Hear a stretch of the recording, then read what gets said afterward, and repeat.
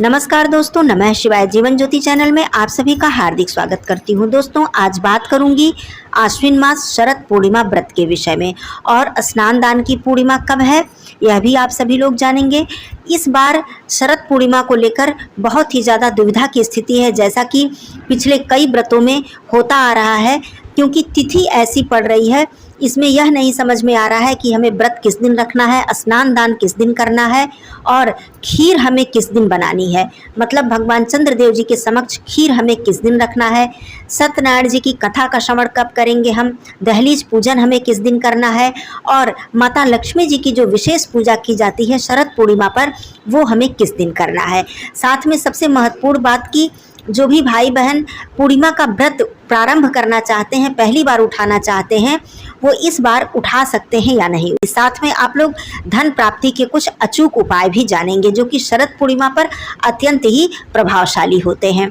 तो बहुत सारा प्रश्न है, बहुत सारा कन्फ्यूजन है। आप लोग वीडियो में अंत तक बने रहिएगा, सारी बातों का सटीक उत्तर आप लोगों को इसमें मिलेगा। और मेरे सभी भाई बहनों को आने वाली शरद पूर्णिमा की हार्दिक शुभकामनाएं। माता लक्ष्मी जी की कृपा आप सभी पर सदा सर्वदा बनी रहे। दोस्तों, वीडियो में पूरी तरह से बने रहिएगा, जिससे कि आपको प्रश्नों के सभी उत्तर मिल जाएं। चैनल पे पहली बार हैं तो चैनल को सब्सक्राइब कर लीजिएगा। वीडियो मेरा पसंद आ जाए तो इसे लाइक जरूर कीजिएगा। कमेंट बॉक्स में जय माँ लक्ष्मी मैया जरूर लिखिएगा। दोस्तों, आश्विन मास की पूर्णिमा को हम शरद पूर्णिमा के नाम से जानते हैं, इसे रास पूर्णिमा के नाम से भी जानते हैं, कोजागरी पूर्णिमा के नाम से भी जाना जाता है। यह पूर्णिमा कब पड़ रही है, व्रत हमें किस दिन रखना है, तो देखिए पूर्णिमा तिथि प्रारंभ हो जा रही है 16 अक्टूबर दिन बुधवार से रात्रि में 7:48 पर, और यह समाप्त होगी 17 अक्टूबर को शाम को 5:24 पर।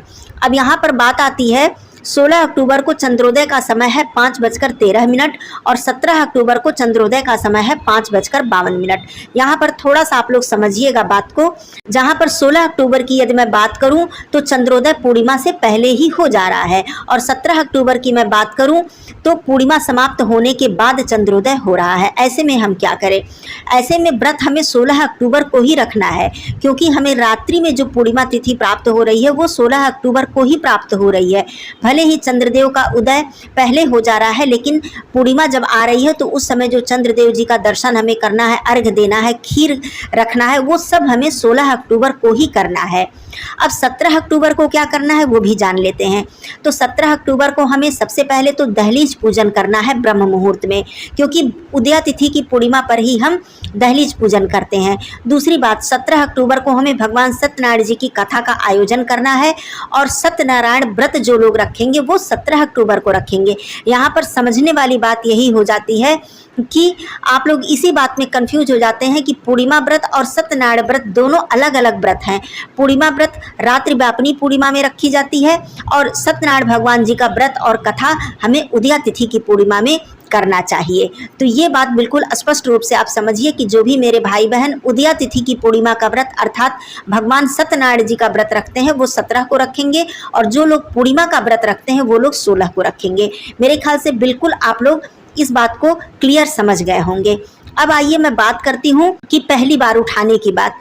तो शरद पूर्णिमा, चैत्र पूर्णिमा और बैसाख पूर्णिमा भी कहा जाता है कि बैसाख पूर्णिमा से भी हम पहली बार व्रत को प्रारंभ कर सकते हैं, लेकिन जो शरद पूर्णिमा है ये सबसे बड़ी, सबसे सर्वश्रेष्ठ पूर्णिमा वर्ष की मानी जाती है। तो आप लोग बिल्कुल बिना संदेह के आप लोग शरद पूर्णिमा से अपनी पूर्णिमा व्रत को प्रारंभ कर सकते हैं, जो लोग प्रत्येक माह की पूर्णिमा व्रत रखना चाहते हैं। और जो लोग केवल शरद पूर्णिमा का व्रत रखना चाहते हैं वो लोग भी शरद पूर्णिमा का व्रत रख सकते हैं, मतलब वर्ष में केवल एक पूर्णिमा। ये बात तो हो गई कि व्रत को आप लोग शुरू कर सकते हैं। अब आइए बात करती हूँ, जो माता लक्ष्मी जी की पूजा होगी विशेष रूप से वो 17 तारीख को होगी, मतलब संध्या के समय 17 तारीख की संध्या को होगी। वैसे तो व्रत के दिन भी हम माता लक्ष्मी जी की पूजा करेंगे, भगवान विष्णु जी की पूजा करेंगे और भगवान चंद्रदेव जी की भी पूजा करेंगे, लेकिन 17 तारीख को विशेष पूजा की जाएगी, जिसमें कि हम धन प्राप्ति का उपाय भी करते हैं। 17 तारीख को ही हम शिवलिंग पर कच्चा दूध अर्पित करते हैं। वैसे तो शिवलिंग पे हमें रोज ही पूजा अर्चना करनी चाहिए, लेकिन जो पूर्णिमा तिथि के उपाय के तौर पर हम भगवान भोलेनाथ जी की पूजा करते हैं वो हम 17 तारीख को करेंगे। तो ये बातें बिल्कुल स्पष्ट हो गई आप लोगों के लिए, क्योंकि 16 और 17 तारीख को लेकर बहुत ही ज़्यादा दुविधा की स्थिति थी। अब मैं बात करती हूँ कि पूर्णिमा व्रत। दोस्तों, पूर्णिमा व्रत रखने से हमें अनेकों लाभ प्राप्त होते हैं, जिसकी की कोई गिनती नहीं की जा सकती है। मानसिक रूप से भी हमें लाभ प्राप्त होता है, हमारी कुंडली में चंद्रमा की स्थिति मजबूत होती है, आर्थिक लाभ प्राप्त होता है, माता लक्ष्मी जी की कृपा प्राप्त होती है, भगवान भोलेनाथ जी की कृपा प्राप्त होती है, श्री हरि नारायण की कृपा प्राप्त होती है और भगवान चंद्रदेव जी की कृपा से हमें मानसिक शांति, हमें तनाव से मुक्ति मिलती है। डिप्रेशन आदि की शिकायत उस व्यक्ति को हो ही नहीं सकती जो लोग पूर्णिमा का व्रत रखते हैं, भगवान चंद्रदेव जी का दर्शन करते हैं और पूजन करते हैं। चलिए, ये बात हो गई। अब मैं बात करती हूँ कि इस दिन आप लोग, जो कि मैंने बता ही दिया है, 17 तारीख को आप लोग दहलीज पूजन सुबह सवेरे जरूर कर लीजिएगा। वैसे आगे भी पूजा विधि की वीडियो मैं और दूंगी, क्योंकि ये वीडियो बहुत लंबी हो जाएगी, लेकिन मुख्य बातें मैं इसमें बता दे रही हूँ। तो आप लोग दहलीज पूजन बहुत ही विधि विधान से कर लीजिएगा 17 तारीख को ही। ये धन प्राप्ति का बिल्कुल अचूक उपाय है और माता लक्ष्मी जी को प्रसन्न करने का अचूक उपाय है। तो सुबह सवेरे आप लोग सबसे पहले अपने दहलीज की सफाई कीजिएगा, जो कि आप स्नान करने से पहले कर सकते हैं। जब हम घर की अपनी सफाई करते हैं, झाड़ू लगाते हैं, उसके बाद हमें अपने मुख्य द्वार की साफ सफाई बिल्कुल अच्छी तरह से कर लेनी चाहिए। मुख्य द्वार को धुलकर साफ कर लेना चाहिए। इसके बाद हमें ब्रह्म मुहूर्त में स्नान करना चाहिए और स्नान करके हमें दहलीज पूजन करना चाहिए। दहलीज पूजन में कोई बहुत कठिन कार्य नहीं है। आपको सबसे पहले रोली से या फिर हल्दी से अपने मुख्य द्वार पर स्वास्तिक बनाना चाहिए। स्वास्तिक बनाने के बाद अपने मुख्य द्वार पर आप एक छोटे से पात्र में या बड़े पात्र में आप जल स्वच्छ भरें। सबसे पहले गंगा जल डालें, थोड़ा सा जल डालें, पुष्प डालें, अक्षत डालें।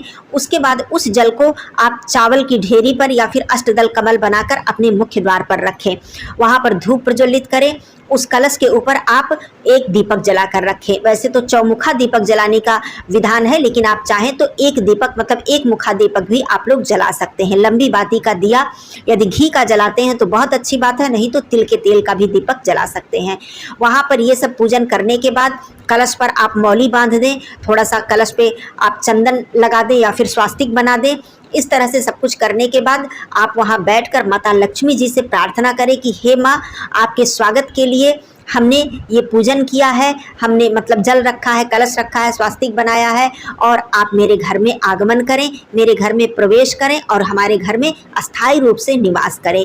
सद्बुद्धि दें, संस्कार दें, सुख समृद्धि प्रदान करें, धन धान्य से हमारा घर सदा भरा रहे। तो इस तरह से अपने द्वार का पूजन करके अपने द्वार को बहुत सुंदर से सजाकर हमें माता लक्ष्मी जी का आवाहन करना चाहिए, उनका स्वागत करना चाहिए। तो ये कार्य सबसे पहला। दूसरी चीज, आपको इस दिन रात्रि जागरण जरूर करना चाहिए। इसे कोजागरी पूर्णिमा इसीलिए कहा जाता है।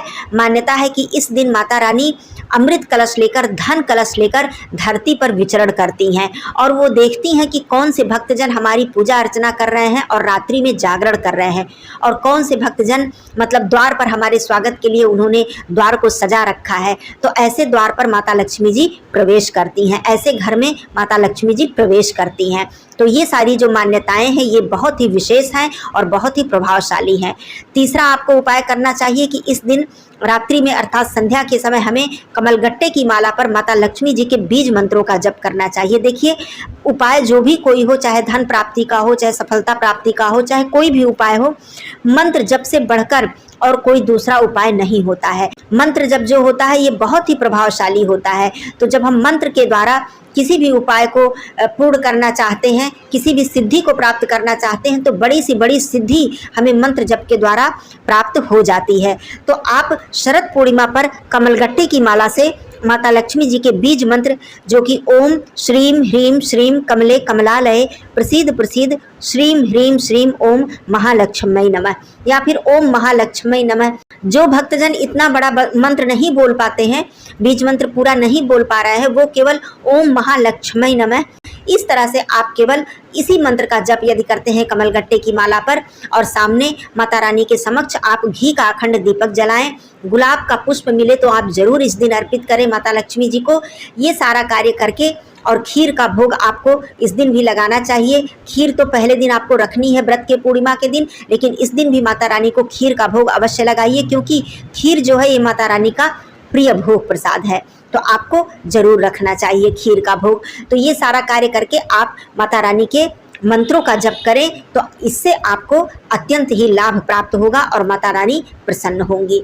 इसके अलावा पूजा करते समय आप चाहें तो माता रानी के चरणों में कमलगट्टा यदि आपको मिल जाए तो 5 या 7 कमलगट्टा आप ले लें और उसको पहले धोकर आप पवित्र कर लें गंगा जल से, माता रानी के चरणों में रखें, सिंदूर अक्षत पुष्प से उन कमलगट्टे की पूजा करें, धूप दीप से उनकी पूजा करें और बैठकर जब आप बीज मंत्रों का संपूर्ण जप कर लें 1 माला या 5 माला, इस तरह से करने के बाद आरती करने के बाद आप फिर उस कमलगट्टे को लाल कपड़े में बांधकर अपने ध्यान स्थान पर रख सकती हैं। तो ये भी उपाय बहुत ही प्रभावशाली होता है। तो ये सारा कार्य आप लोग जरूर कर लीजिएगा। इसमें से आप जो भी कर पाएँ, रात्रि जागरण ही करें, माता लक्ष्मी जी का ध्यान करें, उनके मंत्रों का ऐसे ही बिना माला का ही आप जप करते रहें, अपने दहलीज का पूजन कर लें, तो ये सारा कार्य भी बहुत ही ज़्यादा प्रभावशाली होता है। इस दिन ब्राह्मण को खीर खिलाना भी बहुत ही ज़्यादा शुभ होता है। इससे माता लक्ष्मी जी की कृपा हमारे ऊपर सदा बनी रहती है।